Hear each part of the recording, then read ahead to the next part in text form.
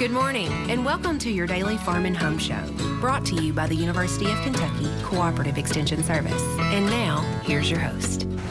Good morning, and welcome to your Farm and Home Show. My name is Joanna Coles, and this morning we're visiting with Kristin Hildabrand, the Warren County Extension Agent for Horticulture. Good morning, Kristin. Good morning, Joanna. Now, Kristin, with some of this rainy weather that's been going on, people are longing for the great outdoors. They are. And there's a way to participate coming up. Yeah, we're going to actually be participating in the Great Backyard Bird Count. It's abbreviated as GBBC, if you want to have it for short. But, you know, it's actually starting this Valentine's Day on February the 14th, and it goes 4 days, so it'll go till Monday the 17th. So you can show your birds a little bit of love this Valentine's Day by participating in this backyard bird count. And so just to kind of give information about a little bit about it, because I kind of stumbled across the material because, you know, a lot of people are getting interested in winter gardening, and they're interested in attracting more birds to their garden or their landscape. So I thought, well, it would be really a good activity for this time of year, and we've had some unusual weather that it's been fairly warm, but like you said, here lately it's been kind of wet and rainy.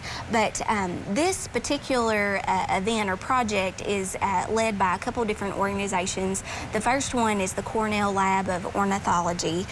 They're a big player in it. Audubon Society, everybody's fairly familiar with that. And then also the Canada birds are also a participant of it as well. And so what this project is about is that you are able to go out anywhere. Of course, they hit on the backyard, but you can go out in the park, you can go to a schoolyard, you can go out in your neighborhood, and basically during this specific time frame, you're able to count the different types of bird species. And so the importance behind it is that birds really tell us a lot about our ecosystem.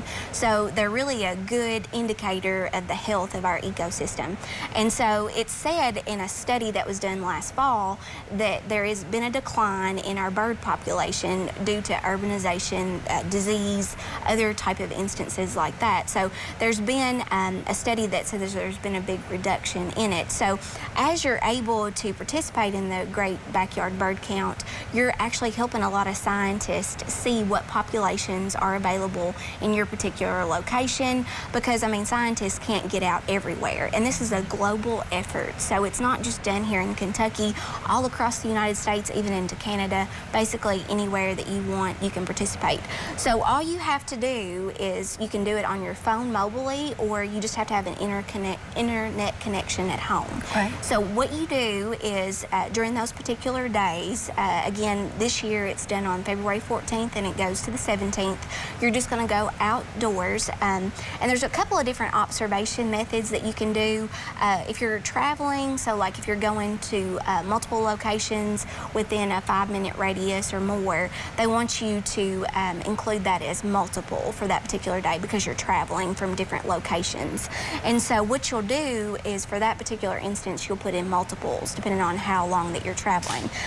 Stationary, or one is where you're just basically sitting in one particular spot and watching the birds. I think that's the one that I'm going to participate in, because you could do that specifically from your window, or if you're watching a bird feeder, or basically, you know, just anywhere that you're stationary. And then the other one is like if you just happen to occur, it just happens to kind of glance by you when you're doing a different activity. So it could be while you're driving and you just happen to, you know, see that. But anyway, what you're doing is they would encourage you to do this observe your birds for at least 15 minutes.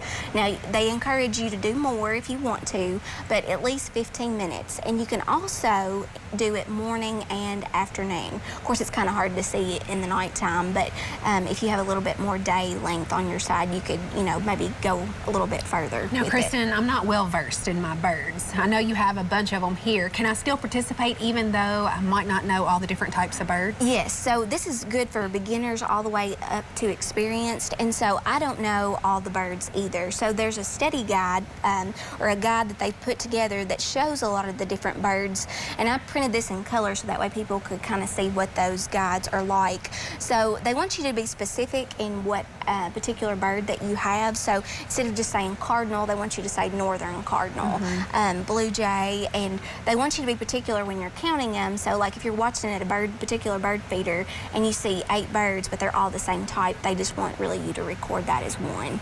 So if anybody has any questions, they can go to birdcount.org, and there's all kinds of information available, so that way that they can watch and see all the birds that are happening. All right, well, thanks, Kristin, for the information. Get out and watch the birds. Thanks for watching, and have a great day. If you have questions about today's topic, please call the Warren County Extension Office at the number on your screen. Thanks for watching, and have a great day.